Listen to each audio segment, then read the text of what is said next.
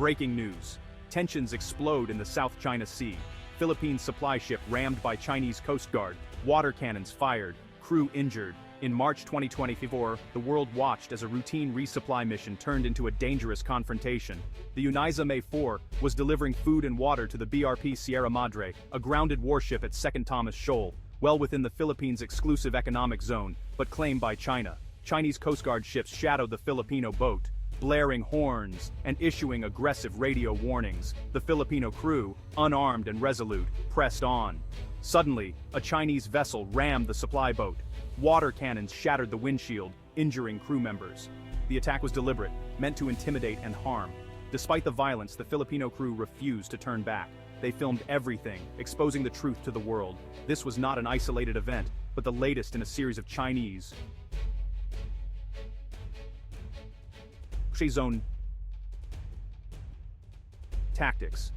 Bullying, blocking, and intimidation. China's goal pushed the Philippines out of its own waters, one incident at a time. The May 4's crew became national heroes, their courage a symbol of defiance. Their mission was more than a supply run, it was a stand for sovereignty. The world saw the risks faced by ordinary Filipinos defending their territory. The confrontation highlighted the urgent need for a stronger response.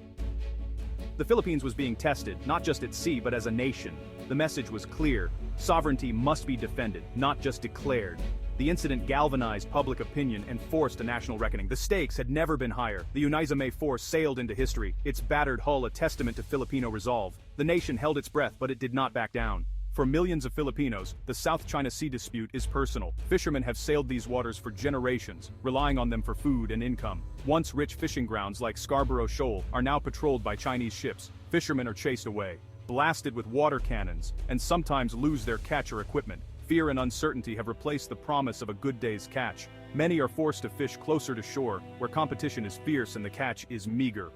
Incomes have plummeted, families struggle, and dreams for the next generation fade. The sea is more than a resource, it's heritage, identity, and pride. Being barred from ancestral waters is a deep insult and a daily hardship. The Chinese presence is not just a political issue, it's an existential threat to coastal communities. When supply ships are harassed, Filipinos see their own struggle reflected. The fight for a remote shoal is the fight for a fisherman's right to earn a living. Empty nets are the human cost of geopolitical games. The struggle of the fishermen has become a national cause. The March 2024 incident at 2nd Thomas Shoal sparked outrage across the Philippines. Videos of the attack went viral, uniting citizens in anger and resolve. The hashtag #Atenang West Philippine Sea trended for weeks. The government responded swiftly, condemning China's actions, summoning the ambassador, and filing diplomatic protests. Military leaders praised the crew's bravery and vowed to continue resupply missions. This was more than rhetoric. It marked a shift from defiance to determined resistance. Civil society groups protested, business leaders voiced concern, and even political rivals found common ground. The debate shifted from whether to stand up to China, to how. Public opinion crystallized: the Philippines must defend its sovereignty. The incident silenced calls for accommodation and fueled demands for military modernization. The people wanted action, not just words. The attack became a catalyst, pushing the modernization of the armed forces to the top of the agenda. National unity forged in crisis created the political will for bold action. The Philippines was no longer a passive observer, it was an active defender of its own future. The cry for sovereignty became a call to arms for a stronger nation. The South China Sea is a global crossroads. 1/3 of world shipping, worth over $3 trillion, passes through its lanes. Disruption here would send shockwaves through the global economy, breaking supply chains and raising prices worldwide. Beneath the waves lie vast reserves of oil, gas, and some of the world's richest fisheries, vital for millions' food security. The sea is a flashpoint. US, Japanese, Australian, and European navies patrol to uphold freedom of navigation. China's militarization and expansive claims challenge international law and stability. Multiple navies operating in close quarters means a single incident could spark a wider conflict. The world is watching the Philippines as a test case for how the international community responds to China's assertiveness. If China prevails, it sets a precedent for force over law. The fight for a small shoal is a front line in the global contest between power and principle.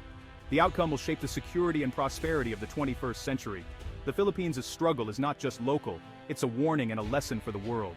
The stakes are nothing less than the future of the rules-based order. In 2013, the Philippines took China to court, challenging its sweeping claims in the South China Sea. The Permanent Court of Arbitration ruled decisively in 2016. China's 9-dash line was invalid, and key features belonged to the Philippines' exclusive economic zone. The ruling was legally binding, a moment of national pride.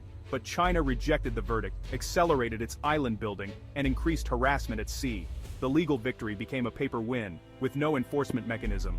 The Philippines had the law, but not the power to enforce it.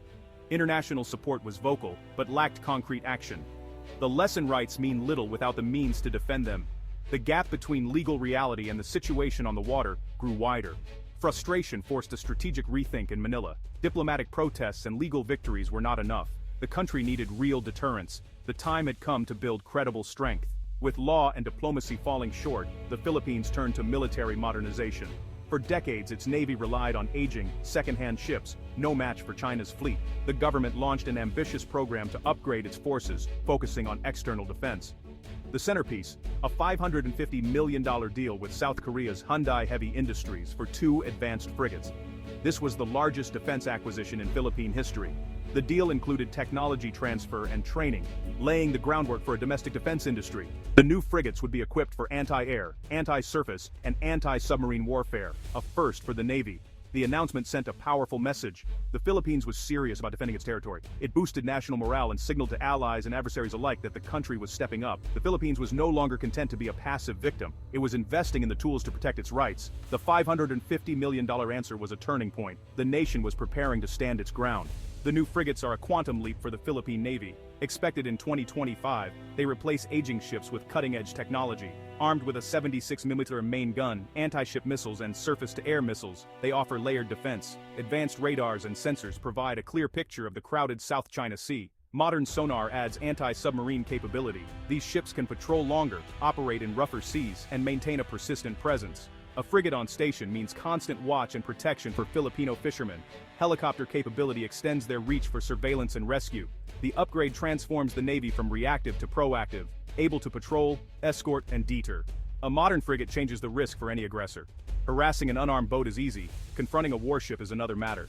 The new ships elevate the entire Navy's standard in strategic reach. The new frigates are more than just warships, they're symbols of national resolve. Their presence signals that the Philippines is a serious player, unwilling to be bullied. After years of fruitless protests, these ships are concrete action. They inspire pride and boost morale among sailors, attracting top talent and retaining experience. A modern Navy is a confident Navy, ready to uphold maritime law and challenge illegal actions. The frigates also strengthen alliances, making the Philippines a more reliable partner. Joint exercises with allies send a message of collective security. These ships are assets not just for the Philippines, but for the entire regional alliance. Ultimately, they are tools of deterrence, raising the risks for any would-be aggressor. 2 frigates can't win a war, but they can make gray zone tactics far more costly. A Chinese commander must now think twice before escalating. The frigates introduce uncertainty and risk for adversaries. They are a symbol of defiance. These waters are ours, and we are ready to defend them. The arrival of these warships marks a new era for the Philippines. They shift the narrative from helplessness to credible defense. The frigates are the first step in a long-term strategy of deterrence, not aggression. For fishermen, they promise protection. For families, reassurance. For the nation, confidence. 2 ships are just the beginning. True modernization will require sustained effort and investment.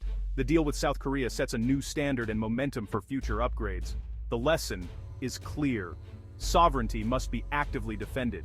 Strength and diplomacy must go hand in hand. The $550 million upgrade is more than procurement. It's a national statement. It's the culmination of years of frustration and a testament to Filipino spirit. As the new frigates join the fleet, they carry the hopes of a nation. They are vessels of peace, forged in strength, not submission. The Philippines is redefining its horizon toward a safer, more secure, and sovereign future.